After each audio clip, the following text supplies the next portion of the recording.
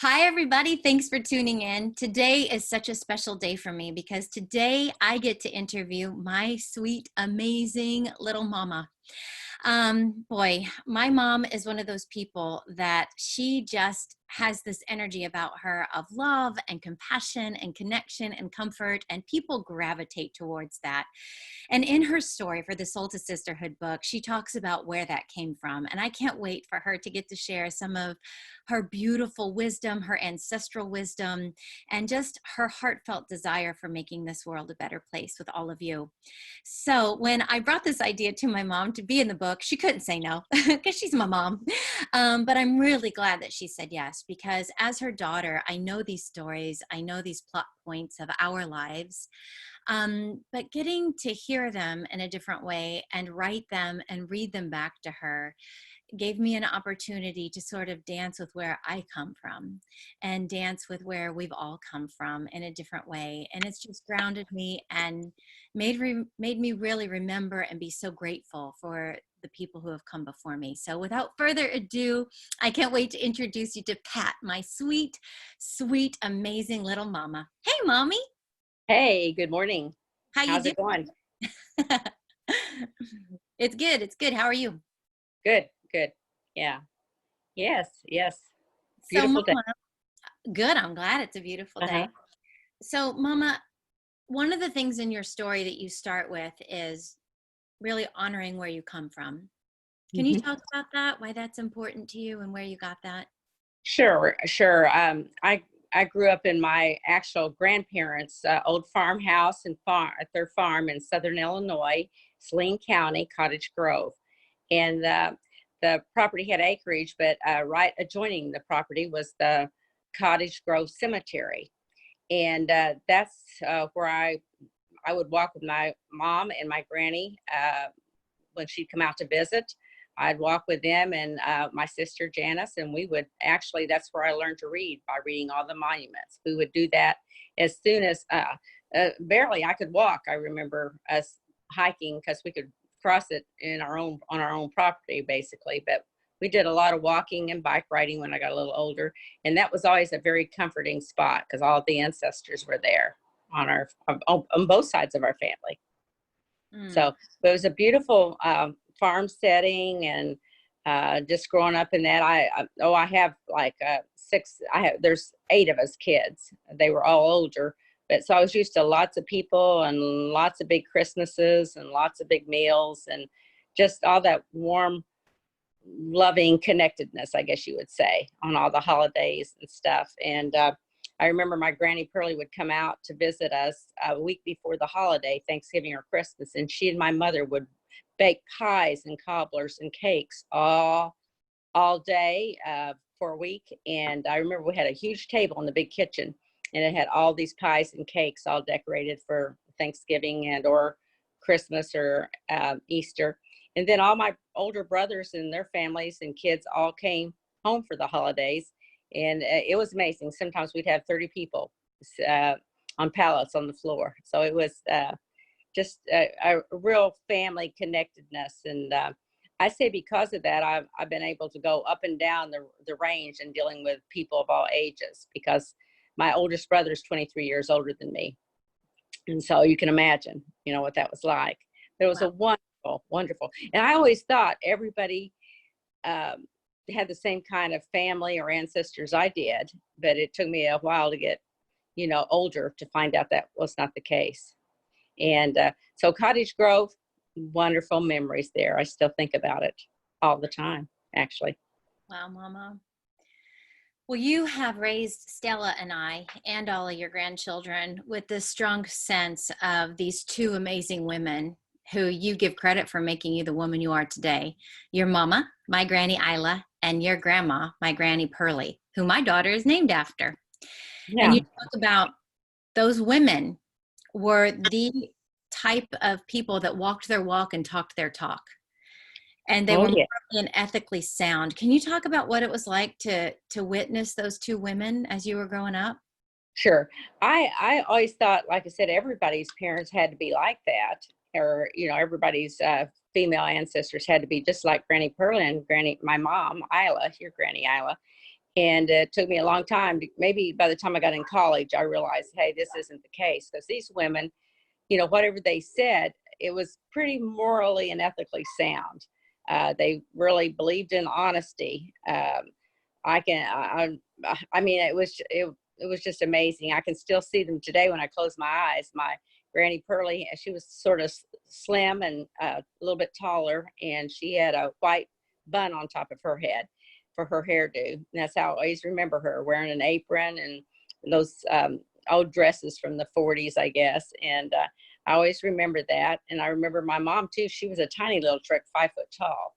And she'd always say, yeah, my dad used to say, I'm not bigger than a pound of soap. And of course, we'd always say, well, a pound of soap, I hope you're bigger than that. But, but anyways, all those old sayings that all come to mind too, that both those women did. And just their basically the strength. You looked at them, they might look, frail or small or slim or something like that, but they were very strong, and they taught you how to walk the walk and talk the talk, so I'm thinking wonderful. Obviously, I wouldn't talk about them like I have with you and your sister so much. So Well, great Mom, women. one thing you talk about in your story is that, there were a lot of hardships that you Mhm. suffered as a family, that you suffered in your own experiences. And having that wisdom and that comfort and connection of your mom and your grandma really gave you a lot of peace. Can you talk about and share about some of those things? Oh gosh. Okay. I'm trying to think, like, in terms of some of the maybe stories that Granny told me about the hardships that they went through, and then moving it on to us. Well, my Granny Pearlie always talks about the smallpox. My mother had the smallpox as a child, and so I always heard lots of stories about the diseases they contracted, because they didn't have the medical, I guess, advancements that we have today. So I'd always grew up hearing those stories, and I heard, my mom would always tell me there's 8 of us kids, and she'd say, soon as she had them all at home except myself and my younger sister Janice, and we went to the hospital. They thought she was in her 40s, and her doctor thought she should go to the hospital and to have her babies. But she'd talk about those that, there's always lots of work to be done on the farm. And she said she'd have the baby maybe in the morning or in the afternoon, and by evening time she was fixing supper. And I just couldn't imagine, especially after I had you. I was like, oh, I don't think I want to fix any meals for probably 6 months at least. But she would always talk about that. And she said even she would sit up sometimes in the bed, and the kids would come by and say, Mommy, can you tie my shoe? And she would bend over just right after having a baby. And so I knew she was a strong little gal. And, just a lot of the different hardships. I think I remember my Granny Pearlie talking about 2 of my uncles that died as preschoolers from spinal meningitis. So the diseases that they dealt with, and then having their babies and raising them, and all the cooking, I think, that I was always amazed at as a kid. I'd always seen my mother, she made cornbread and homemade cobblers and all that. But boy, when these 2 women got together, I mean, you knew as soon as you'd hit the school bus and come on home, I know Granny was there, because I could smell all the additional cooking going on in that house. And so just, yeah, very strong women. Like I, I think it'd be okay to tell this story about Granny Pearlie when she grew up in Kentucky in the hills there. And I knew she'd always tell me these stories. I was shaped by her stories that she would tell me. And she said that when she was 10 years old, her mammy and pappy went to get supplies in the covered wagon, and said when her pappy said, when I get home, it'll be about 8 to 10 hours. He said, you wouldn't be able to, slaughter that hog and have us meat on the table, would you? And uh, and so Granny said that's one of the things she did. She got that hog and got it processed and cut up and everything. So I always think that is a strength. In fact, I always think about myself, I'm kind of afraid of any animals, including chickens, that she was brave enough to do all that. These women were just amazing. There was nothing that they wouldn't tackle to work. But they always had time to talk to all the kids and time to really, I grew up with my mom. She'd say, you sit down here and you girls, I have a younger sister, Janice, you girls do your homework. And she said, well, I'm cooking here in the kitchen. And she always just encouraged us to have a family kind of, and she said too, she said, you sit down here and let's talk about anything you want to talk about from school today.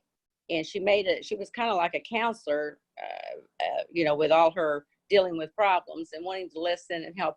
And you wanted to tell her because she never judged you. You didn't do something stupid. So they were amazing women. Like I said, I have Granny Pearl. So are you. Oh, well, thank you. You are. You're that kind of mama too. Well, Listening to you talk about Granny Isla, saying, no, we're just talking here, that kind of thing. I've heard you say that a lot.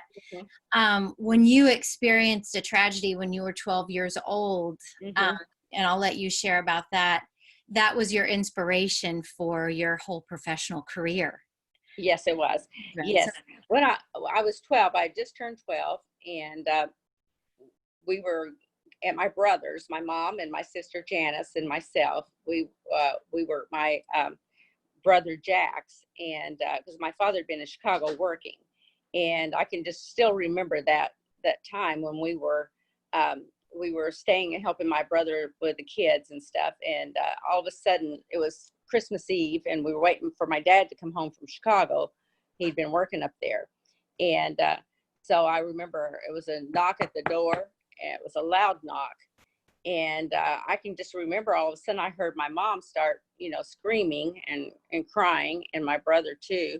And of course, I ran down my brother's steps. The bedrooms were upstairs, and I ran down there and I said, "Oh, Mommy, what's wrong? What's wrong?" And she said, "Oh, girls, come here. Your dad's been killed." And I was like, I could not conceptualize that. I can tell you. I mean, it still gives me chills to this day. It still just breaks my heart. But then my mom kind of got herself together, and and then we went on. But I remember being back in those days. I was at the funeral home on Christmas Day, and this is one of the things that was really sad to me, and I was ashamed of, but I had asked for a transistor radio for Christmas, and I was excited. And my mom said, I want you to have this. Your dad and I would. And I remember I listened to a transistor radio at the funeral home, and and everybody thought it was exciting to have that for Christmas. But my mom she could see all sides almost. She knew that it was important for me being 12 and it was Christmas to have a gift. And she also made sure my sister Janice, who was 10, had a gift. So that has shaped my life, about that tragedy and living, in a home with my mom and my sister Janice and Grandma Pearlie until she passed away, which was the next year. That has been an inspiration to me. I guess my philosophy always, kind of stay the course, stay true, stay strong. And because I look back on this, my mom, we moved in with Granny Pearlie because we were way out in the country and my mother didn't drive. And I just always remember just how challenging that was, because we came from a big farmhouse and then we moved in with my Granny Pearlie, and she had a little 2-bedroom small home, but the home is where the heart is, and we learned to adjust there. And but I got so emotional, I'm not sure I finished my thought, what I was doing. You might have to guide me again. That's perfect. I mean, it sounds like just Granny Isla having that awareness and giving that to you, and how that shaped your career, because I know your passion for education, and I know your passion for speaking up for those who couldn't speak up for themselves, especially very specific types of learners and students. And, you say in your story, in 1961, when this happened, nobody really asked you how you were doing. There weren't, counseling and therapy wasn't really something that people actively sought. And just dealing with that tragedy on your own, it let you know you didn't want to let other children suffer. No, I didn't, because I thought when this was over Christmas when my dad died, and we went back to school. When I went back to school, there was not one teacher that asked me how I was doing and how was my mom doing, or my sister Janice. I guess back in those days, they just did not know how to approach that. And everything was academic. And because of that, I tell you, I decided that I'd always been around children, and I decided my career was going to be go into education as a teacher. And I thought at first I was going to do something in business, and then I ended up going, because the time frame was 1971, 72, and they had just published very closely to Public Law 94-142 was the special education law, and they were trying to recruit folks to go in and giving scholarships and all that kind of thing. And so I did that. But you know what? I was never ever sorry, because those children were hurting. I taught the almost the unteachable. They were behavior disordered. Let's see, emotionally disturbed, emotionally handicapped, and I think I devoted over 30 years to that career. And I felt like that, if we have that love for them and that compassion, and almost bring a family atmosphere into the classroom, these kids will respond. And they did. They did. I had success. Now, it was difficult, but I had success. So I have to say, because of my life, and I guess my female ancestors, I felt like I had the strength to do that. So thank you, Mom, and thank you, Granny Pearlie. Oh, So that's awesome. And as a kid hi baby, this is my daughter Pearlie, for anybody who doesn't know. She's also and my granddaughter. And she'll be doing an interview. Mom, growing up as your daughter, and I think Stella will agree with this, watching you love your students and seeing past any diversity, and not because it's not there, not because you didn't honor it or respect it, you did, but you led with love, and you led with compassion, and you led with a way some of the hardest kids, you were able to really find a way to soften them and love them. And you did what was right. You didn't do what was easy. I know I said that in Gabby's interview, and that's a theme for all of the women in our book. But, when it came for advocating for these students, you embodied Granny Isla and Granny Pearlie, and you fought for them, and you fought for what was right, because in your heart, you knew that was what was ethically and morally sound, called for. So, Mama, when it comes to a sense of joy, I'm going to switch gears. Now, I know what's happened to you in your life. Not everything, obviously, but I know the big stuff. Mom, you're one of those people that you really exude joy. And if somebody looked at your life on paper, they might say, wow, I don't understand how this woman can be so happy. Can you talk about how you've been able to cultivate that within yourself? Well, I think that comes from my mom and my granny too. Like my mom would always say, every dark cloud has a silver lining. And I always remembered that. And she had several different sayings, but that one comes to my mind. And I just, I think she would rise up, I'd see almost like out of adversity, and she would be positive. And so she was always joyful. Or when she wasn't joyful, you knew the joyfulness would be coming. And because she had some times when she'd be sad about my dad having been killed, and some of the traumas that had gone on in all families, I guess. But I don't know. I think it was her bounciness. She was perky and bouncy that I loved, and I modeled myself after. I was like that with my students, and it was like you could turn them around a little bit by being real positive and joyful and kind of moving on. And so I guess because of that, that's how I've maintained that attitude. And there's always something to be happy about. And then I guess it's also, some people would say, well, you look at the glass half full and not half empty. And that's true. That's, again, just another positive or point. And sometimes people, I think, feel so overwhelmed or down, or students that come from a really harsh background, or any, that they have their times. I think they need to hear that. and they need to know there's hope at the end. There's light at the end of the tunnel. My mom used to say that too. There's light at the end of the tunnel. There's always hope. And so I took a lot of her sayings and applied them to my life and applied them as a mother. She'd always say, yeah, I think if I were me, turn your classroom into a home.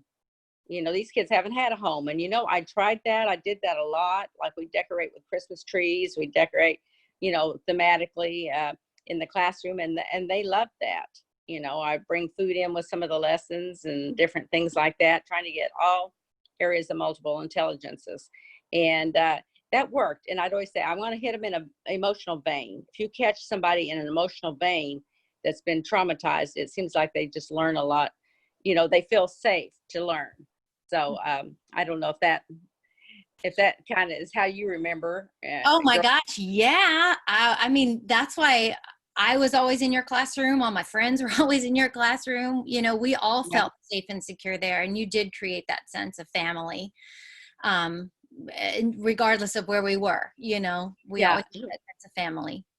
Here's a funny little story about my teaching is like, oh gosh, I have many funny stories, but I would also always try to bring some food in. And one time I actually brought in a coffee pot. Now, these are students that were 14 through 20 that I had high school students at that one time frame, but they always said they liked coffee.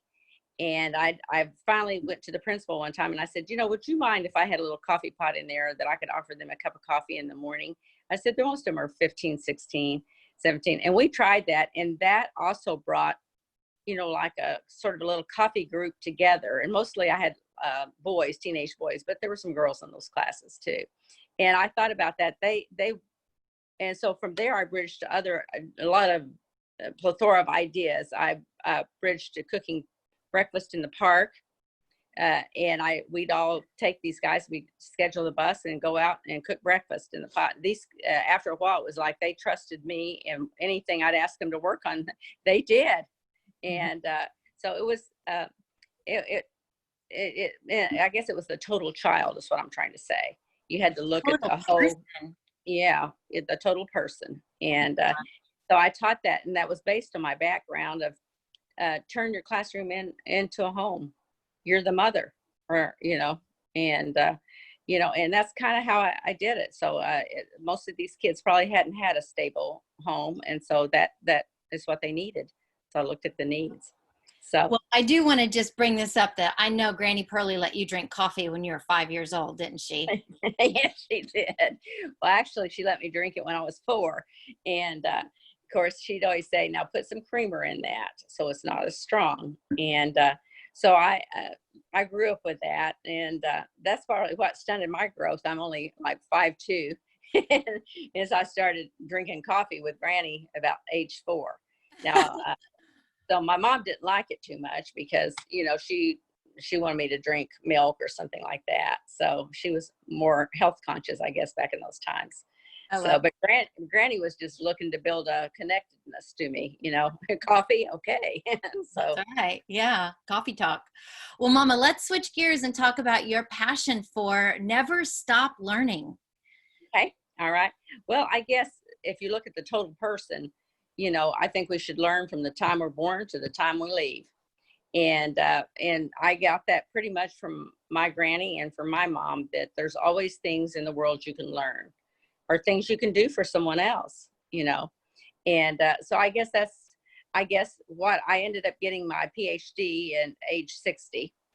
And so that kind of says quite a testimony that I wasn't looking to advance as superintendent or something like that. I was just looking to keep on learning to go take it as high as I could go. And that's that persistency too. And I got that from my family too, to, don't give up, never give up. There's always things you can do and where you can be successful. And so I believe that for all people. And I think, goodness, we live in an age today where you can go to Barnes and Noble or order something from Amazon, and you can keep on reading, keep on listening. You don't have to sit with a book and read it. You can listen to it. And that gives us many, many options to keep on learning. And all the technology today, I love it. I'm not as good as I should be at it, but I love it. And because you can keep on learning. So That's awesome, Mama. Well, you know that you've inspired Stella and I. I mean, Sissy here at 40 is a semester away from getting her RN degree. You know, yes, so hey, yay, Stella. yay, Okay, Stella. So, yes.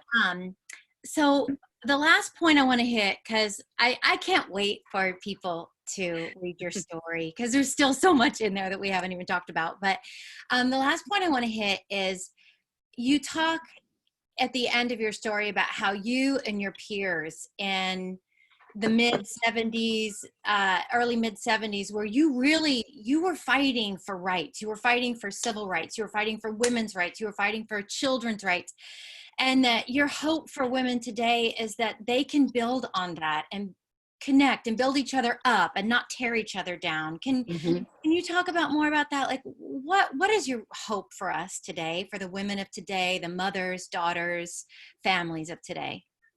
Okay, I would hope that the mothers of today have many more choices, and they would not feel, I guess, intimidated by either having a career, full-time career, or a part-time career, or being at home with their children. I would like for women to have more choices, because back in probably 1970ish, when I was in college, uh, that was still an avenue that hadn't even been touched, because if you went on to college, you were one of those women that wanted to work outside the home. And I guess I want more freedom, and I want the women of today never forget. Like, I was in college in 1970 in Southern Illinois, and we ended up, the Vietnam War was going on, and we ended up kind of being such an advocate and activist for women's rights. I remember burning my bra one night at a big, am I allowed to say that?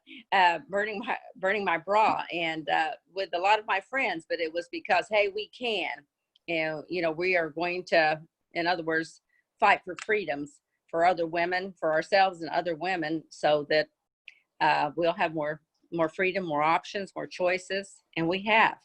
If you trace back the history. So I want women not of today, mothers today, not to forget that, all that hard work we had to stand up for. And I've always believed in fighting for the underdog. Always believed in that. I guess that's what led me to special education too. And so I believe in that. I believe in, like I always say, choices. I want options. Options. What are my options? What are my choices? And so I hope that women of today will appreciate those choices they have today. And Mama, and for us to remember that we create these choices and options for ourselves. We don't have to stand around and wait for anybody to give us permission or to create them for us.